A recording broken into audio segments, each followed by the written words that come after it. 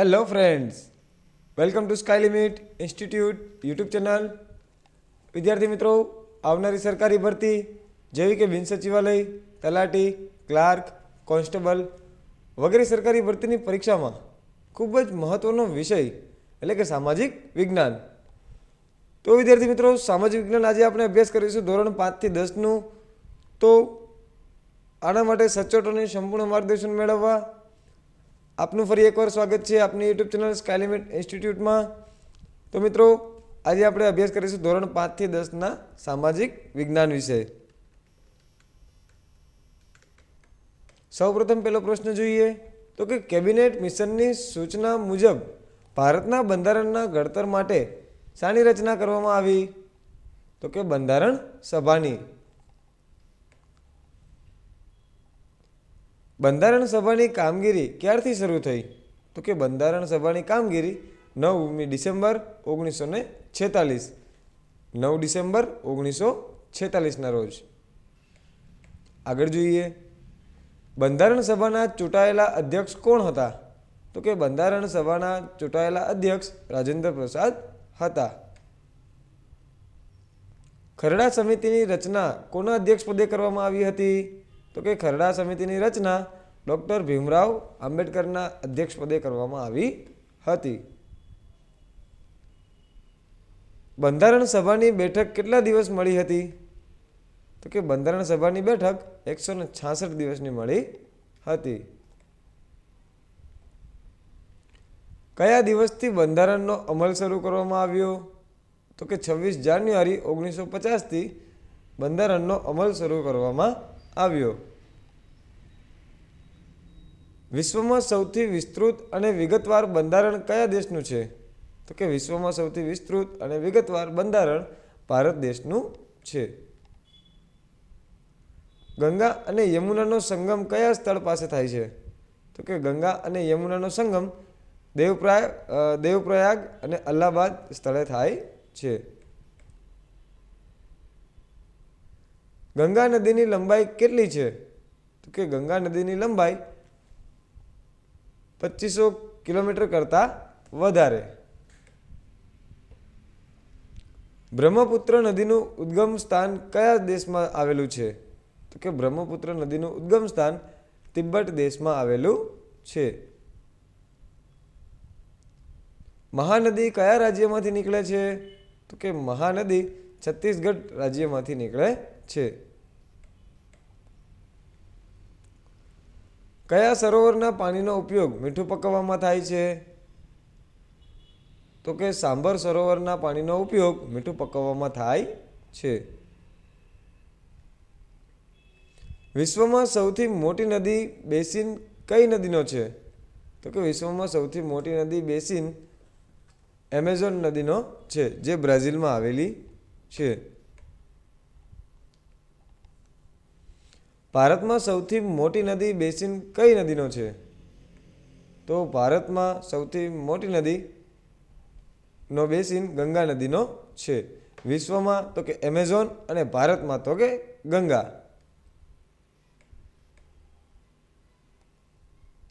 ગંગા નદીની પ્રણાલી કયા પ્રકારની છે? તો કે ગંગા નદીની પ્રણાલી વૃક્ષાકાર પ્રકારની છે. ભારતનું સૌથી ગરમ સ્થળ કયું છે? તો ભારતનું સૌથી ગરમ સ્થળ શ્રી ગંગાનગર, જે રાજસ્થાનમાં આવેલું છે, અને ત્યાંનું તાપમાન 50 અંશ કે તેથી વધુ હોય છે.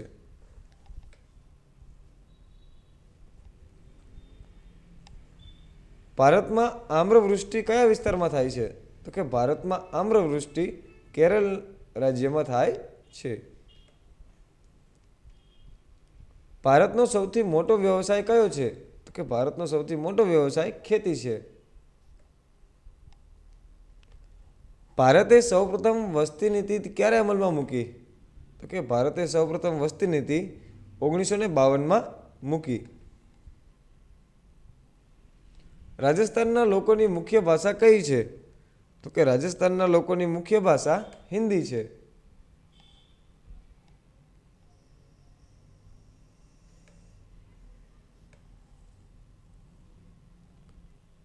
ભરતનાટ્યમના પિતા કોને ગણવામાં આવે છે? તો તો કે ભરતનાટ્યમના પિતા ભરત મુનિને ગણવામાં આવે છે. વિશ્વમાં જનસંખ્યામાં સૌથી મોટો ખંડ કયો છે? તો કે વિશ્વમાં જનસંખ્યામાં સૌથી મોટો ખંડ એશિયા ખંડ છે. મોહેંજો-દડોની સંસ્કૃતિના સર્જક કોણ છે? તો કે મોહેંજો-દડોની સંસ્કૃતિના સર્જક દ્રવિડ છે. જયપુર અને દિલ્હી કયા રંગની મીનાકારી માટે જાણીતા છે? તો કે જયપુર અને દિલ્હી લાલ અને લીલા રંગની મીનાકારી માટે જાણીતા છે. ગુજરાતમાં જરદોશી વર્ક કયા સ્થળે થાય છે? તો કે ગુજરાતમાં જરદોશી વર્ક સુરતમાં થાય છે. અભિનવ દર્પણ ગ્રંથના રચયિતા કોણ હતા? તો કે અભિનવ દર્પણ ગ્રંથના રચયિતા નંદિકેશ્વર હતા.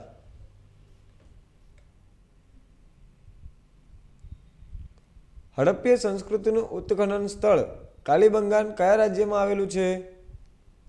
કે હડપ્પીય સંસ્કૃતિનું ઉત્ખનન સ્થળ કાલીબંગાન રાજસ્થાન રાજ્યમાં આવેલું છે.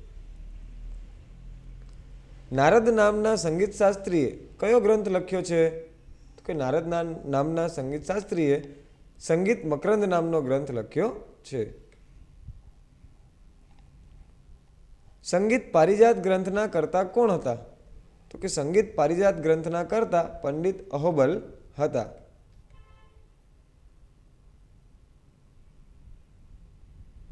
દેવાસુર સંગ્રામ કોની કૃતિ છે? તો કે દેવાસુર સંગ્રામ ભરત મુનિની કૃતિ છે.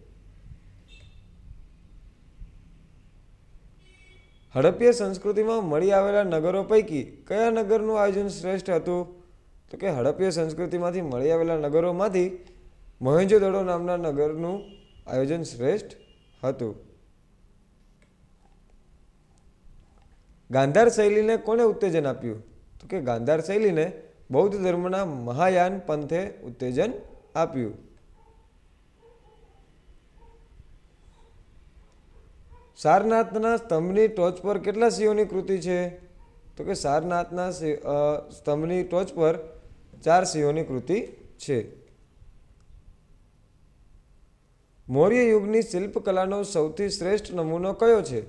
તો કે મૌર્ય યુગની શિલ્પકલાનો સૌથી શ્રેષ્ઠ નમૂનો સાંચીનો સ્તૂપ છે.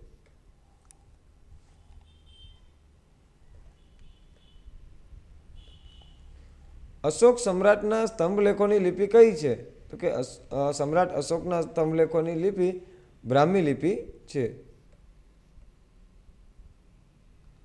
કૃષાણ રાજવીના સમયની બુદ્ધની પ્રતિમાઓ ક્યાંથી પ્રાપ્ત થઈ છે? તો કે કૃષાણ રાજવીના સમયની બુદ્ધની પ્રતિમાઓ તક્ષશિલામાંથી પ્રાપ્ત થઈ છે. કોનું શિલ્પ કલાની દ્રષ્ટિએ આંતરરાષ્ટ્રીય ખ્યાતિ ધરાવે છે? તો કે નટરાજનું શિલ્પ કલાની દ્રષ્ટિએ આંતરરાષ્ટ્રીય ખ્યાતિ ધરાવે છે. નાગાર્જુન કઈ વિદ્યાપીઠના આચાર્ય હતા? તો કે નાગાર્જુન નાલંદા વિદ્યાપીઠના આચાર્ય હતા.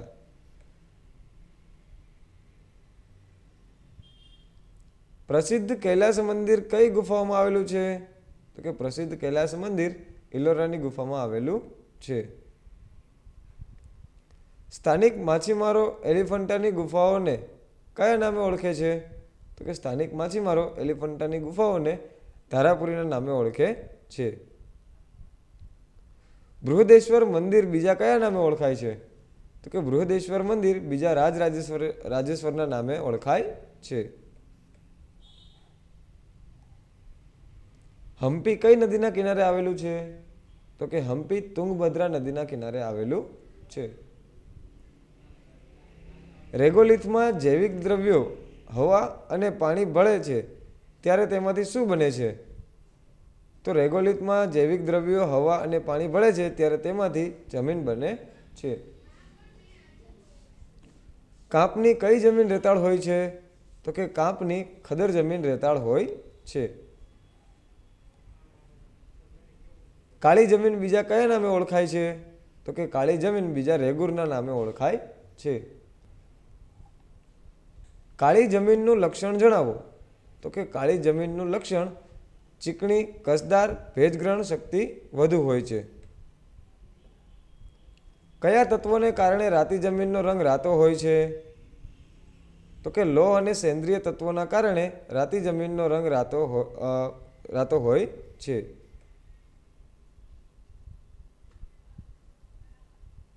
ભારતના કયા પ્રાચીન ગ્રંથમાં વૃક્ષોને સંત પુરુષ સમાન ગણવામાં આવે છે? તો ભારતના વિક્રમચરિત પ્રાચીન ગ્રંથમાં વૃક્ષોને સંત પુરુષ સમાન ગણવામાં આવે છે. કયા જંગલોમાં ખેડૂતોને ખેતી કરવાની કે પશુઓ ચરાવવાની પ્રવૃત્તિ પર પ્રતિબંધ હોય છે? તો કે અનામત જંગલોમાં ખેડૂતોને ખેતી કરવાની કે પશુઓ ચરાવવાની પ્રવૃત્તિ પર પ્રતિબંધ હોય છે. દેવદારના જંગલોને બચાવવા કયા રાજ્યમાં ચીપકો આંદોલન થયું? તો કે દેવદારના જંગલોને બચાવવા માટે ઉત્તરાંચલ રાજ્યમાં ચીપકો આંદોલન થયું હતું.